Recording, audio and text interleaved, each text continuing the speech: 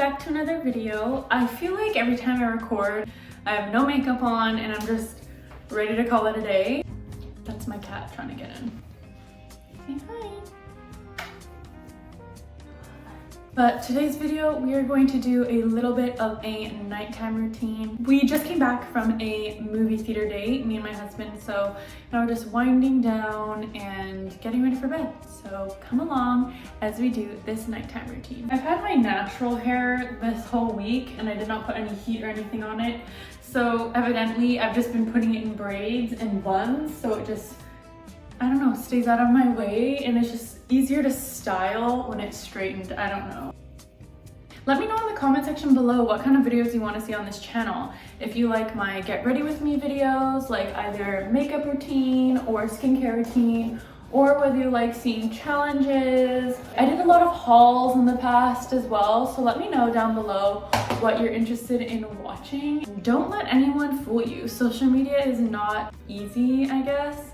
A lot of people think, oh, like, you know, recording yourself must be so easy, posting, but in reality, there's a lot that goes behind the scenes. There's a lot that goes behind editing, and then that goes for short form content, long form content, all of it. Do a few little wispies, like why not, you know? I don't want to look like Wednesday Addams right now. Now we're going to do some dermaplaning. Isn't that convenient? My jojoba oil is just here and ready to go. If you listen to my podcast, Brunch with Isome, it's obviously linked down below with all my other socials.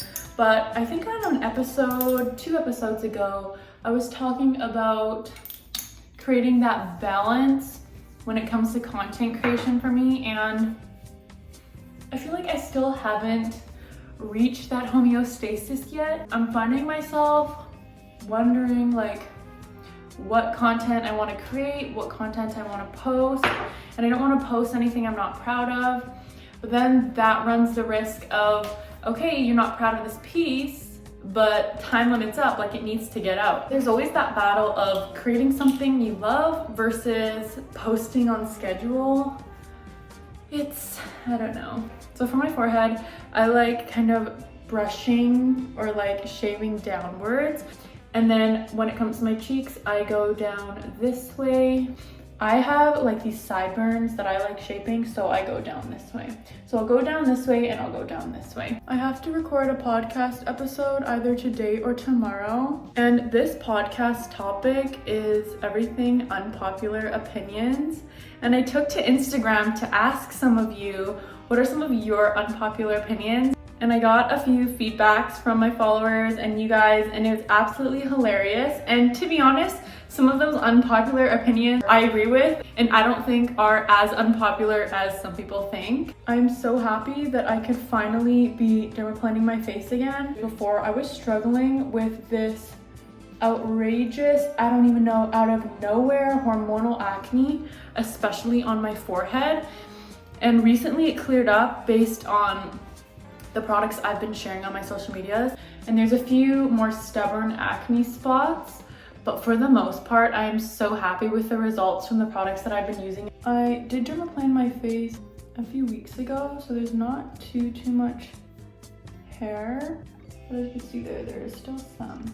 There are many different benefits to dermaplaning, and I will list a few of those benefits on the screen here. When I do my makeup, having my peach fuzz removed just makes my skin feel amazing and smooth. Yeah, let's normalize actual skin. And most people's skin is not 100% clear. It has scars, it has acne scars, it has breakouts. We're doing our best to get our skin and improve our skin so it becomes more healthy, but I'm preaching to the choir because it does take a lot of confidence to go out and not feel perfect. While digging around, I found a few gems. How cute. I'm sorry. I do not care if it's so basic influencer vibes. Put on a bow like this on your head and tell me you don't feel cuter. We're just putting this oil again, so we're gliding the gua sha on our skin. It is not dragging it and it's not pulling. I don't really have a routine. I just kind of do what I know. I forgot to oil my neck. What was I thinking? Okay, so I'm just getting the gua sha and pushing it outwards. My face out here, lifting the brow.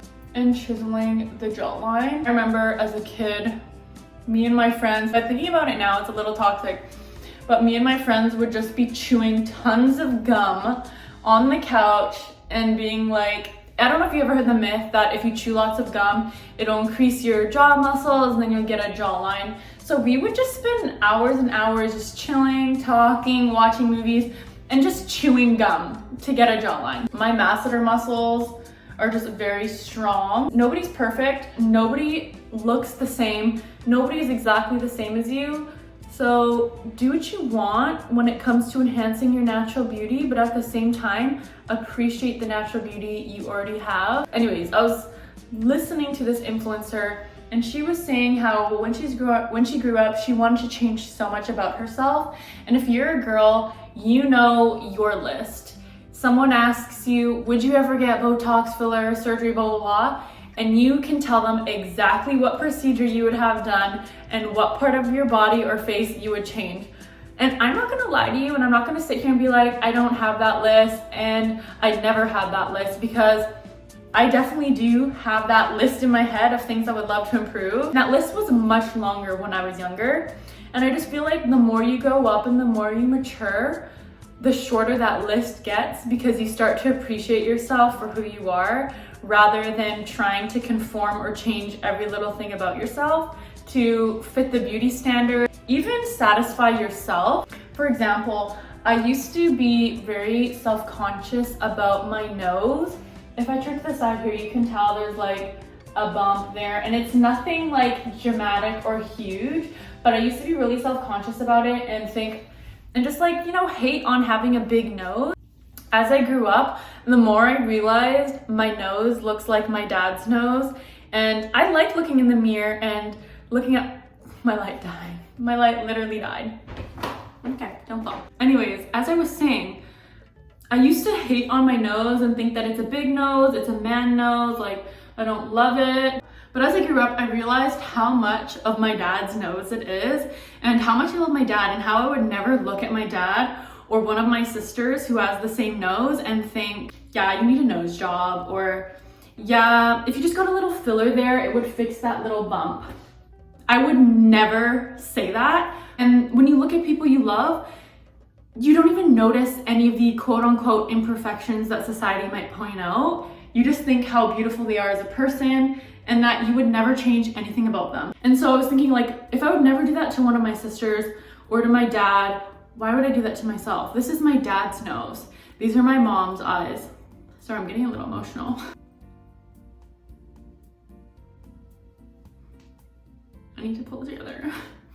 Like, this is my first time crying on camera. That's so weird. It's not weird, but like, this is my dad's nose. This is my mom's eyes. And I know it might sound morbid, but like, when they're gone, or like when they're not around, those are like reminders that I have of them. That makes sense. And so like, why would I want to change that? Every piece of you is a part of someone you love, and that really puts into perspective how much you should appreciate it. I'm sorry, I got really emotional there. And I'm not saying that if you get a nose job, you're a bad person, or like anything like that, because at the end of the day, you know what will make you feel more confident in your own skin. But if it's just those little things that make you you, remind you of your family, why would you change those things? They don't bother me that much, so why would I nitpick at myself if I wouldn't be nitpicking at one of my family members or at my younger self, you know? We're gonna continue on with our self-care here. And it just feels so nice and massaging, drain the lymph nodes here. So I'm gonna quickly wash my face, and then we're gonna put a face mask on. I'm using Glow Boss as usual, but we're just getting off all this jojoba oil and dead skin from our dermaplaning. Now that our skin is washed, I'm gonna be using this new hydrating face mask that my mother-in-law actually sent me from Canada, St. Anne's Skin Nourishment. Still feels very moisturized and a little tacky, but I'm going to wash this off and get on with the rest of my skincare. I have been using hyaluronic acid wrong for so many months, and that is because when I applied it, my skin was not damp. My skin would be bone dry, and hyaluronic acid holds 100 times its weight apparently. If I'm wrong, I'll correct myself and insert it here. Hyaluronic acid is really good for moisturization, But the key to applying it is your face needs to be a little bit damp. And this whole time, I've been applying hyaluronic acid when my skin was bone dry. So yes, it was trying to cling on to whatever hydration was there, but having your face a little bit damp, I have noticed the difference so much in my skin. My skin does not feel dry as much as it did before. It definitely feels plumping. Next, we are going to be applying our Paula's Choice benzoyl peroxide. And this product, you're probably annoyed by now, so I'm not gonna have a whole spiel and lecture about this product again. But this was the product that single-handedly removed my acne. Okay, that's enough. I will not do any more praises to it. This is not sponsored, but I just had to let you guys know for the 100th time that this is my holy grail. This has been my holy grail, and I feel like it will be my holy grail until my face is completely clear. I was very much into trying out all the new skincares and all the little fads until I realized that some products don't work well together. Some products that work really good together is benzoyl peroxide and hyaluronic acid. They work really well as a team. Whenever mixing products and acids and peels and things, I always have to research and Google if the basis of these ingredients work well together or not, because I don't want to be spending a lot of money and putting tons of products on my face when they're canceling each other out or they're irritating my skin, because you're not supposed to mix those two things together. Now we're gonna lock it in with our snail mucin. Or if you're a person that just likes relaxing in general, taking time and actually doing skincare and being intentional about skincare and just taking that self-care time at the end of the day just feels so nice and relaxing. And it just makes you feel like you've been to a spa. Feeling like you've been taking care of yourself is just so rewarding, and it builds confidence. It just makes you feel more put together.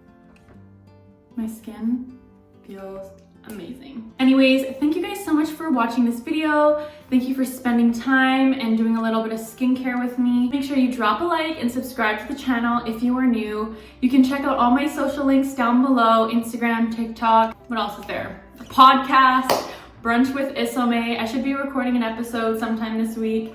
But thanks so much for joining and doing a little bit of skincare, some chit chat, and I will see you in the next one.